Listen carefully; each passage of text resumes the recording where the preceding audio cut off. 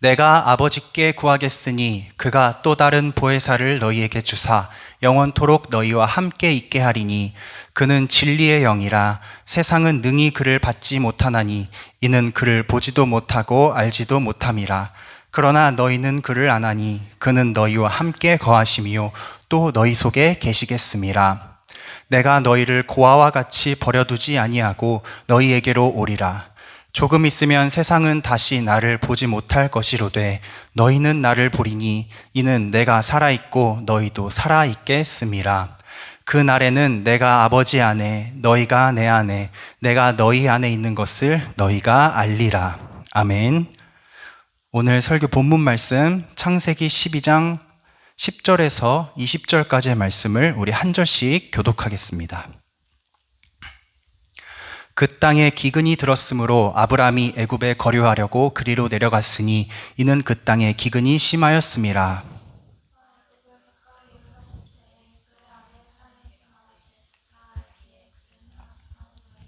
애굽 사람이 그대를 볼 때에 이르기를 이는 그의 아내라 하여 나는 죽이고 그대는 살리리니.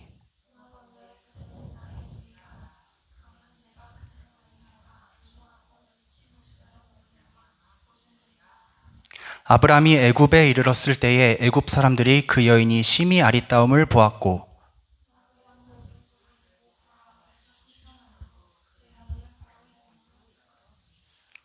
이에 바로가 그로 말미암아 아브람을 후대함으로 아브람이 양과 소와 노비와 암수 나귀와 낙타를 얻었더라.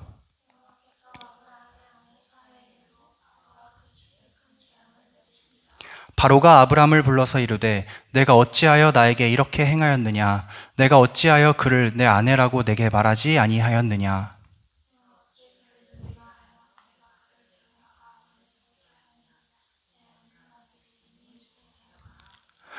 함께 읽겠습니다. 바로가 사람들에게 그의 일을 명하매 그들이 그와 함께 그의 아내와 그의 모든 소유를 보내었더라. 아멘. 여러분, 아브라함이라는 사람, 지금은 아브람이지만 아브람의 이야기를 보고 있습니다. 저번 주에 말씀드린 대로 아브람은 이 세상에 있는 모든 예수 그리스도를 믿는 성도들에게 영적인 조상님, 영적인 뿌리 같은 사람이에요. 단군 할아버지 예를 들었죠. 우리나라는 단군 할아버지가 우리의 시조다라고 배우잖아요. 그런데 영적인 의미에서 우리의 신앙의 믿음의 조상은 아브람이다라고 말씀을 드렸습니다. 왜냐하면 아브람을 통해서 하나님이 모든 열방에 복을 주시겠다고 그 중요한 약속을 그 사람에게 주셨기 때문입니다. 아브람이 그렇게 하나님의 말씀과 약속을 받고 나서 길을 떠납니다. 하나님께서 이렇게 말씀하셨습니다. 너의 고향, 친척과 아버지의 집을 떠나라. 떠나서 내가 너에게 보여줄 땅으로 가라 라고 말씀하셨어요. 그래서 아브람이 알겠습니다 하고 갑니다. 근데 여러분, 여기서 한 가지 조금 생각해야 될 부분이 있어요. 제가 만약에 순영이한테 순영아, 내가 너에게 보여줄 땅이 있어. 그러니까 지금 짐 싸서 지금 출발해 라고 말했어요. 그럼 순영이가 알겠습니다 하고 짐을 쌉니다. 짐을 싸고 이제 가야 되잖아요. 어디로 가야 돼요? 어디로 가야 됩니까? 순영아, 어디로 갈래? 어디로 갈래? 없다고?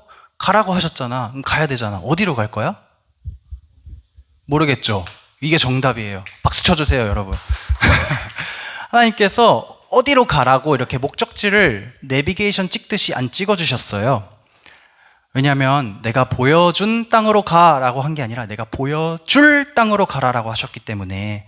그래서 아브라함이 고민을 했겠지. 동쪽으로 갈까? 서쪽으로 갈까? 남쪽으로 갈까? 북쪽으로 갈까? 고민을 아주 많이 했겠죠.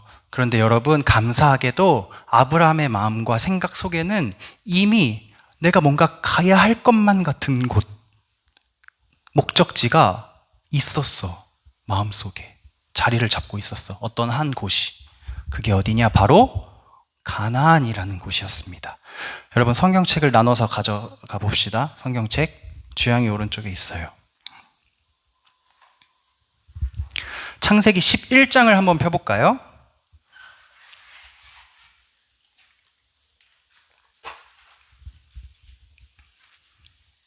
창세기 11장 31절과 32절입니다. 함께 읽어봅시다. 시작.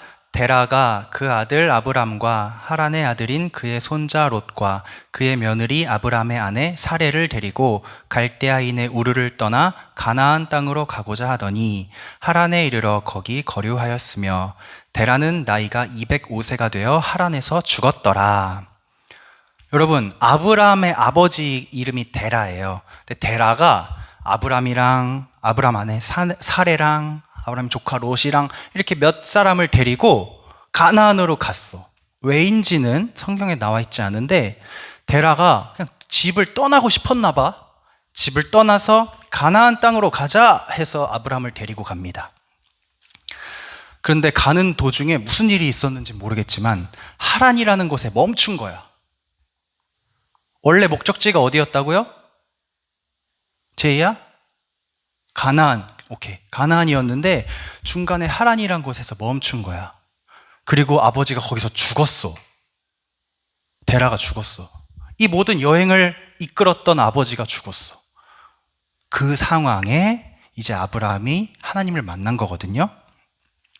그러니까 아브라함은 이제 하나님이 고향을 떠나라고 했고, 그럼 일단 우르가 고향이니까 우르로 돌아가는 건 아니고, 아버지의 집을 떠나라 했으니까 하란이 지금 있는 곳이니까 여기도 아니고, 어디로 가야 될까? 아브라함의 마음속엔 딱 한 군데밖에 없는 거야. 원래 가려고 했던 곳 가나안으로 일단 가봐야겠다. 사랑하는 여러분, 여기서 우리가 한 가지 교훈을 얻을 수 있습니다. 우리 순영이가 몇 살이죠? 17. 주양이 제이가 16. 하은쌤이 20. 맞죠? 선생님들은 시크릿, 비밀로 하고 23이요? 22이요? 합치면 비슷합니다. 합치면 각자 나이. 저는 32이고, 여러분 우리가 지금까지 살아왔던 이 인생이 몇 년이 됐든지 간에 아브람을 봐봐. 아브람 하나님을 이제 처음 만난 건데도 불구하고 그의 인생을 통해서 뭐 아버지가 가자고 해서 뭐 누가 어떻게 해서 모든 우리가 겪은 일들이 그 안에 하나님의 계획하심이 나도 모르는 사이에 이미 발동이 돼서 움직여지고 있었다는 사실을 우리가 발견하고 깜짝깜짝 놀랄 때가 있어. 예를 들어 저 같은 경우 막연하게 선교를 나가고 싶어, 아프리카로. 근데 이 아프리카라는 막연한 목적지가 내 가슴 속에 새겨질 때까지 저의 인생을 되돌아보면 중요한 일들이 굉장히 많았어요. 군 전역하고 우연히 어떤 형이랑 같이 아프리카 선교지에 방문했던 일이라든지, 아빠랑 친한 어떤 선교사님이 또 마침 아프리카에 엄청난 열정을 가지고 헌신하는 분이었다든지, 내가 아빠를 선택한 게 아니고 내가 뭐 친구를 선택한 것도 아닌데 이 모든 일들을 통해서 내 안에 나도 모르는 사이에 조금씩 뭔가 계획이 만들어지고 있었던 거야. 아브라함도 그랬습니다. 이 사람은 가나안이 어딘지도 모를걸? 가본 적도 없고. 근데 아빠가 가자고 해서 따라갔어. 근데 아빠가 죽었어. 근데 하나님이 어디로 가라고 하셔. 아브라함 속에는 가나안 말고는 선택지가 없어요. 그래서 가나안 땅으로 갑니다. 하나님이 여기를 나에게 허락해 주셨나? 확신은 없지만 그래도 일단 가라고 하셨으니 내가 알고 있는 단 하나의 목적지로 갑니다. 갔더니 여러분, 어떤 일이 벌어지냐? 그 가나안 땅에 이미 살고 있는 사람들이 너무 많이 있는 거야. 제이야, 하나님께서 너에게 예를 들어 영종도를 너에게 주겠다 말씀하셨어요. 그래서 너가 영종도로 갔습니다. 근데 영종도에 영종도에 배를 타고 들어가서 봤더니 사람들이 2만 명이라는 사람들이 거기 이미 집 짓고 뭐 짓고 학교 짓고 살고 있는 거야. 그럼 어떤 생각이 들까? 하나님 저에게 영종도를 주신다고 했는데 여기 이미 2만 명이라는 사람이 살고 있는데요? 저 사람들 다 쫓아내야 되나요? 전쟁을 해서 죽여야 되나요? 아니면 친해져야 되나요? 내 편으로 만들어야 되나요? 엄청 혼란스럽겠죠? 비어있는 땅이라면 그냥 들어가서 살면 되는데 사람이 너무 많이 살고 있는 거야. 그래서 아브라함이 우물쭈물하면서 거기를 떠나서 동쪽에 있는 산 위에 올라가서 일단 하나님께 예배를 드린 후에 거기에 그냥 머물러 있었습니다. 어떻게 해야 될지 몰라서. 그런데 거기 있는 것도 상황이 쉽지 않았나 봐. 그래서 오늘 우리가 같이 읽은 대로 아브라함이 9절에 보니까 12장 9절에 보니까 계속 남쪽으로 떠내려갑니다. 떠내려가. 게다가 기근까지 찾아와요. 기근이 뭔지 알아요? 주양아, 기근이 뭐예요? 기근이 뭐예요? 모르겠어요. 역시 똑똑합니다. 먹고 살기 힘들다는 얘기예요. 쉽게 말해서. 여러 가지 가뭄이나 이런 일들이 겹쳐서. 그래서 떠내려 가서 어디까지 가게 됩니까? 오늘 말씀의 배경인 가나안. 가나안은 우리가 약속받은 땅이고 거기 사람들이 너무 많은 거야.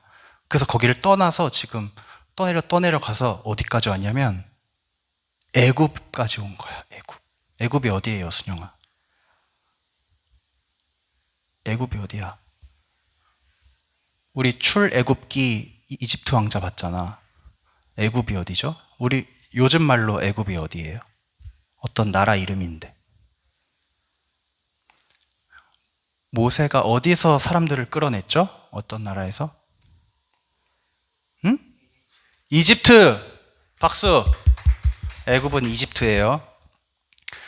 아브라함이 애굽, 이집트까지 내려가게 된 거야. 그렇게 오늘 이야기가 시작돼. 애굽은 심지어 이 당시에 가장 센 나라 중 하나였어요. 너무 도시가 크고 화려하고 웅장하고 힘센 사람도 많고 왕도 있어. 애굽의 왕이 누구야? 바로잖아. 바로도 있어. 그 모세 때 바로는 아니야. 바로는 왕의 호칭이야.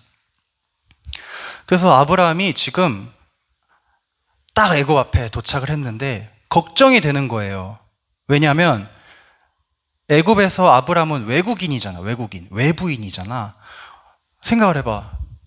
어떤 나라가 있는데 외부인이 예쁜 아내랑 막 자기 동물들, 소유 재산을 끌고 막 왔어. 그러면 어떤 마음이 들까? 저 사람 뭐야? 누군데 여기 와갖고 자리를 잡으려고 하는 거야? 호기심 있게 보겠지. 봤는데 아브라함 옆에 있는 아내 사레가 너무 예쁜 거야. 너무 예쁜 거야. 오늘 성경을 보니까 아브라함이 자기가 봐도 내 아내가 너무 예쁜 거야. 중래쌤의 마음이죠? 네네. 자기 아내가 너무 예쁜 거야. 그래서 걱정이 되는 거예요. 내가 내 아내랑 같이 저 애굽 땅에 들어가면 혹시 사람들이 내 아내를 차지하려고, 그냥 외부인이니까 막대할 수도 있잖아. 나에게 위협을 가하거나 나를 막 협박하거나 괴롭히면 어떡하지? 두려움에 사로잡히면서 정상적인 사고방식을 가진 사람이라면 떠올리기 힘든 이상한 해결책을 스스로 내게 됩니다. 그것이 뭐냐면, 여보, 애굽 들어가면 나랑 결혼했다고 하지 마. 내 아내라고 하지 말고 내 누이라고, 내 남매라고 해. 그래야 내가 애굽에서 안전할 것 같아. 이런 찌질하고도 남편으로서는 할 수 없는 정말 이상한 작전을 짜서 애굽 땅 안에 들어갑니다. 얼마나 두려웠으면. 근데 여러분, 하나님께서 아브라함이 이 여행을 시작하기 전에 분명히 말씀하셨잖아요. 내가 너로 큰 민족을 이루고 내게 복을 주어 너의 이름을 창대하게 할 거고 너는 복의 근원이 될 거고 너를 축복하는 자에게 내가 복을 내리고 너를 저주하는 자에게 내가 저주할 거고 땅의 모든 족속이 너로 말미암아 복을 얻을 것이라고 약속을 하셨는데도 불구하고 아브라함은 지금 몇 년 동안 가나안에서 흘러 내려오고 기근도 만나고 쫓겨나고 또 이사가고 또 이사가고 또 이사가고 또 기근 만나고 이사가고 해서 애굽까지 와서 지금 너무나도 큰 성 앞에서 이 사람은 지금 어떤 상황이 되어 있냐면 하나님의 말씀과 약속 기억이 안 나는 거야. 잊어버렸어. 내 앞에 현실이 너무나도 거대해서 내가 어떻게 할 수 없는 상황들이 내 앞에 펼쳐지니까 하나님의 약속?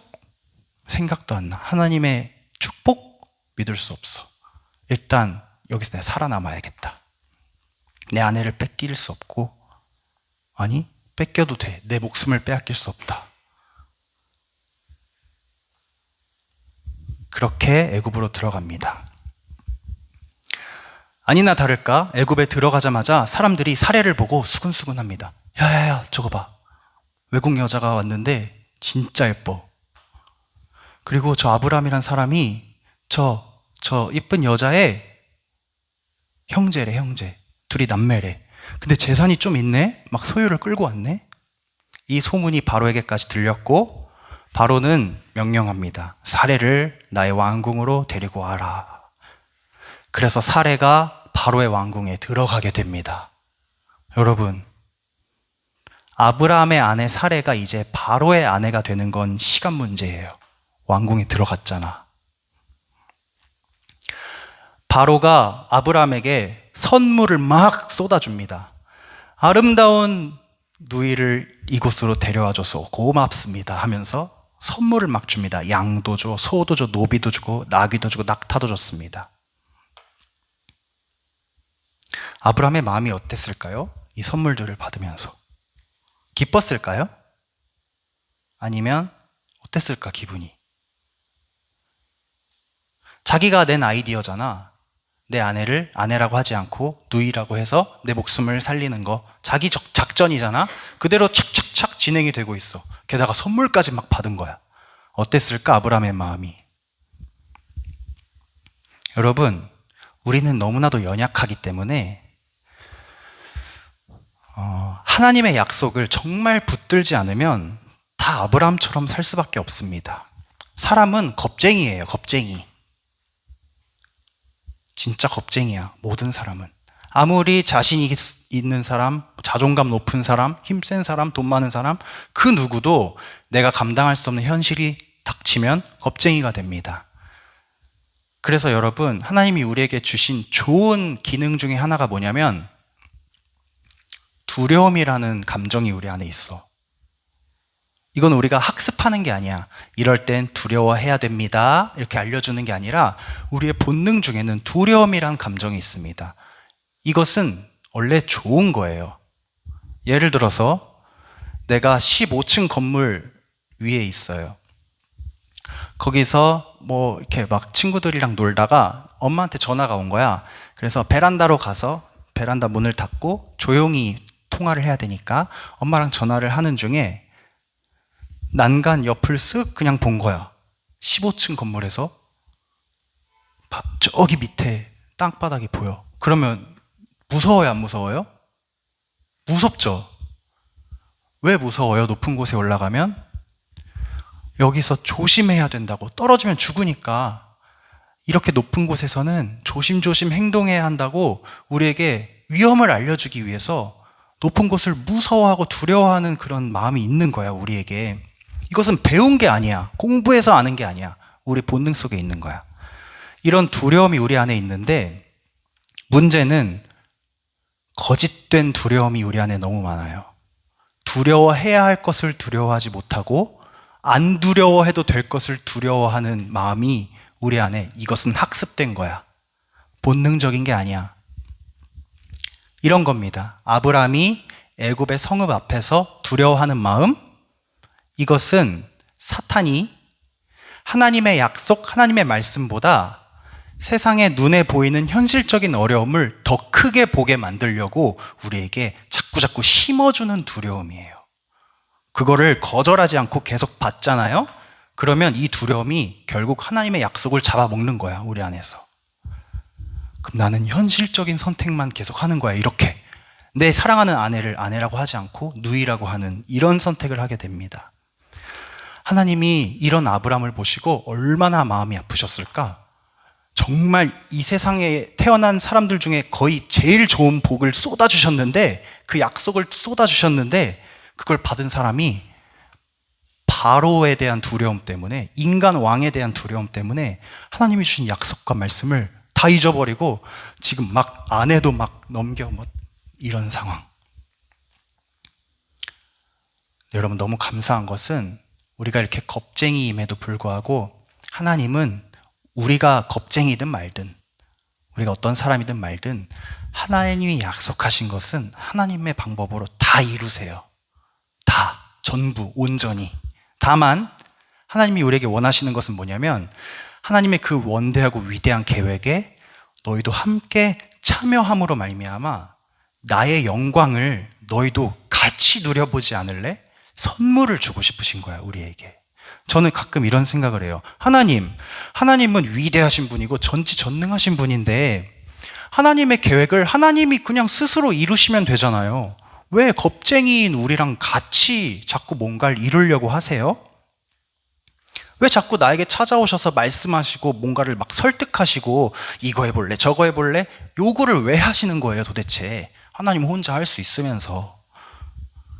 왜냐하면 이 땅에 있는 존재 중에 우리만이 하나님의 형상이고, 우리만이 하나님의 상속자고, 우리만이 하나님의 자녀이기 때문에, 그리고 할 수 있기 때문에, 할 수 있는 걸 시키셔. 하나님은 할 수 없는 걸 시키지 않으셔.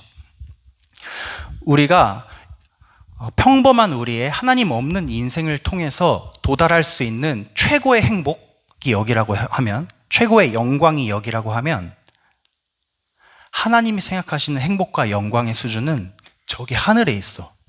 근데 우리가 그 영광을 차지할 수 있는 사람들이야.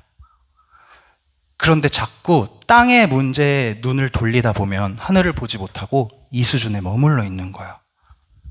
그걸 보고 답답하신 하나님이 우리를 불러내셔서 우리 인생을 한 땀 한 땀 설계하고 진행하시면서 이 영광의 수준을 저 하늘에까지 높이는 것이 우리를 향하신 하나님의 계획입니다. 성경에 이렇게 기록되어 있습니다. 최후의 날에, 마지막 날에 칭찬과 영광과 존귀를 얻을 그리스도의 완전한 분량에 이르기까지 하나님은 우리를 자라게 하기를 원하신다. 여러분, 저를 한번 따라해 볼까요? 우리는 하나님의 형상이다. 우리는 하나님의 상속자다. 우리의 영광은 하늘에 있다. 이걸 저로 믿으시길 바라요. 아브라함의 오늘 첫 애굽 이야기의 실패를 통해서 우리가 얻을 수 있는 교훈은 뭐냐면, 여러분, 하나님의 약속을 붙드는 사람은 두려움을 이겨내야 한다는 거예요. 순영아, 하나님이 너를 하나님의 형상으로 지으셨기 때문에 너는 하나님의 영광에까지 올라갈 수 있는 하나님의 상속자이기 때문에 너의 인생을 통해서 하나님이 영광을 받으실 거야. 그거는 약속을 하셨어, 이미. 그것을 믿고 살아가면 그 말씀이 이루어질 거예요. 근데 그 과정 가운데 어려운 일들이 좀 많이 있어. 이 땅에 살아가다 보면. 너 고등학교 올라갈 때 좀 힘들었죠? 적응해야 되고. 그거 또 해야 돼요. 대학교 가면. 대학교를 가거나 직업학교를 가거나 취업을 준비하거나. 그거 하면 끝이 아니에요. 취업을 또 해야 돼요. 그럼 돌아다니면서 회사에 면접도 봐야 되고요. 이력서도 써야 되고요. 면접 봤는데 떨어질 수도 있어. 떨어지는 사람이 더 많아. 어떻게 붙어서 취업했잖아요. 그 회사에 적응도 해야 돼. 시키는 일 다 해야 돼. 못하면 회사에 방 빼버려. 잘려. 그럼 다야? 직장 생활 잘 적응했지? 여러분, 결혼도 해야 되잖아. 나랑 사랑하는 사람 만나서 결혼 어려워. 결혼 되게 어려운 것 같아요. 어려운 일이에요. 결혼하면 다야? 아이 낳아서 양육도 해야 되고, 또 부부로서 할 수 있는 하나님이 주신 사명이 뭔가를 함께 고민하면서 씨름하는 일도 해야 되고. 아유, 인생을 사는데 어려운 일이 너무 많거든요. 현실적인 어려움이 많거든요. 그러나 그런 과정들이 어떤 모양이든지 간에 우리는 도착지가 이미 정해져 있는 사람이야. 아브라함이 가나안으로 가려고 출발을 했는데 지금 막 길을 헤매고 있거든요. 일로 갔다 절로 갔다가. 근데 도착지가 정해져 있잖아. 하나님이 약속하신 가나안 땅. 우리도 태어났어. 도착지가 정해져 있어. 어딥니까? 천국, 하나님 나라, 영원한 하나님 나라가 우리의 도착지이기 때문에 이 땅에서 헤매든 말든 뭐 어떤 일을 겪든 여러분, 우리를 도착지로 반드시 이끄실 하나님의 약속을 붙잡을 수 있길 바랍니다. 붙잡으면 두려움을 이길 수 있어요. 두려움을 이길 수 있어요. 우리의 인생은 하나님의 약속을 끝까지 따라가는 여정입니다. 여러분, 한 번만 더 따라해 봅시다. 우리의 인생은 하나님의 약속을 끝까지 따라가는 여정이다. 끝까지가 중요합니다. 하나님의 말씀이 우리를 찾아오셨고 그 말씀이 결국 성취될 건데 우리에게 요구하시는 단 하나는 끝까지 그 길을 가는 믿음, 끝까지 하나님을 붙잡는 믿음, 끝까지 하나님을 신뢰하는 것, 그것이 우리의 유일한 이 땅에서의 할 일입니다. 말씀을 정리하겠습니다. 사랑하는 소명교회 중고등부 여러분, 하나님께 부르심을 받은 자들은 행복이 보장되어 있고 승리가 보장되어 있습니다. 말씀을 통해서 세상이 상상할 수 없는 아름다운 결말이 우리에게 이미 약속되어 있습니다. 그것은 바로 영원한 하나님 나라에서 우리가 영원한 한 가족이 되어서 하나님을 찬양하며 사는 것, 그것이 하나님의 우리를 향하신 뜻입니다. 그냥 되지는 않습니다. 하나님은 우리에게 일정 수준에까지 성장하기를 원하십니다. 왜냐하면 우리는 그분의 상속자이기 때문에, 그분의 자녀이고 그분의 형상이기 때문에 그 지위에 걸맞는 실력을 갖추기를 원하십니다. 아무나 그 자리에 갈 수 있는 건 아니야. 실력이 있어야 돼요. 그 실력이 뭐냐면 끝까지 하나님의 약속을 따라가는 믿음. 그 믿음을 훈련시키시기 위해서 고난도 주시고 길도 헤매게 하시고 애굽도 가게 하시고 바로도 만나게 하시고 겁도 내게 하시고 이런 기회를 우리에게 주십니다. 여러분, 앞으로 인생을 살아가면서 모든 어려움 가운데, 모든 고난 가운데 그 어려움과 고난을 통해 하나님과 더욱 깊어지는 여러분 되기를 간절히 소망합니다. 우리 찬양 한 곡 부르고 기도하겠습니다.